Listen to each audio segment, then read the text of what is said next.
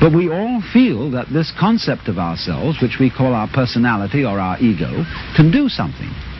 Because we think it really exists. And I'll tell you why we think it exists. What happens when you, if I were to say to you, now look hard at the television screen, really look at it. What do you do as distinct from just watching it in the ordinary way when you say, now I really got to see that? What do you do? Notice that you tighten muscles all around here, that you frown a little, you clench your teeth perhaps. Now what has that got to do with seeing anything clearly? It has absolutely nothing to do with it. Same thing when you listen carefully. Now listen, catch everything that's said, or you start tightening up around your ears. That has nothing to do with hearing clearly. Now from the moment we were little children, when teachers in class screamed at us, pay attention, we go tight in various ways. Either to see or hear more clearly, to concentrate, or to will something which is supposed to be difficult to do. And that constitutes a habitual tension over the whole body that's there almost all the time. And that feeling of unnecessary tension is, as it were, the material sensation upon which we fasten this concept of I. We hang it on to that feeling. The concept is not us. The feeling of tension is completely phony. It has nothing to do with success in seeing, hearing, or acting. And so we get the marriage of an illusion with a falsehood. And that we call ourselves. And no wonder we feel cut off from everything, alienated, frightened of life and death.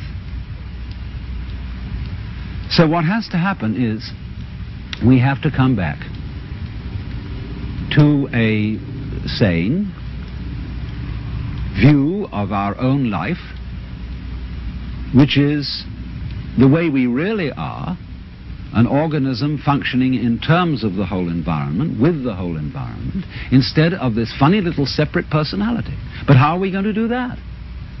People say, oh, you can't change human nature overnight. You're asking us to give up the ego.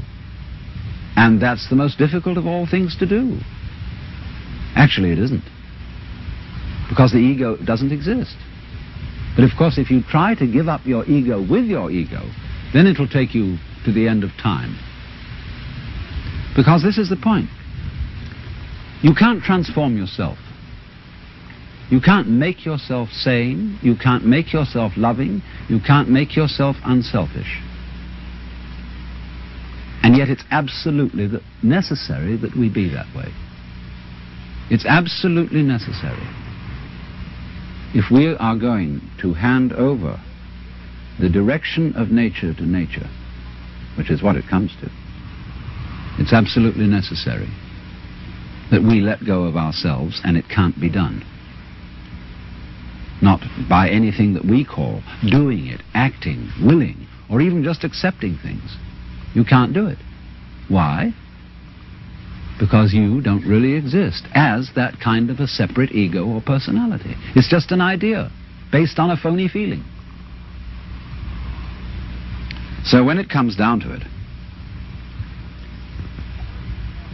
it's shocking news for us, for the human race, for our pride. You're only making a mess by trying to put things straight. You're trying to straighten out a wiggly world, and no wonder you're in trouble. So you can't do anything. So you can't transform yourself. And what can you do? What happens then if you actually realize you've come to a dead end? And the human race has come to a dead end, in my opinion. What then? Commit suicide? Or is there something else? What happens when you just wait? There's nothing you can do. You watch. And all you see is what goes on that is happening of itself. You're breathing, the wind is blowing, the trees are waving, your blood is circulating, your nerves are tingling. It's all going on of itself. But you know, that's you. That's the real you. The you that goes on of itself. It's not the symbol. It's not the person. It's you that's happening, as when you breathe. Yes, you can get the feeling that I am breathing by shoving your breath, but your breath goes on day in and day out without your doing anything about it or even thinking of it. The same way your brain is functioning without your forcing it. So when you come to a dead end, and we are individually and socially now in 1971 at a dead end, this is the moment of which it is said man's extremity is God's opportunity. Because we have to stop. And when we stop, we find a world that is happening rather than being done, being shoved.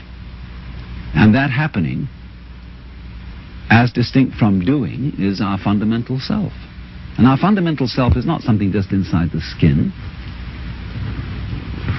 It's everything around us with which we connect. When you look out of your eyes at nature happening out there, you're looking at you. I'm not going to say what we should do from then on, but simply that before we think of doing anything in this critical situation, we realize the completely illusory nature of the beings that we think we are, and get back again to the beings that we really are, which includes all this outside world, no longer left outside.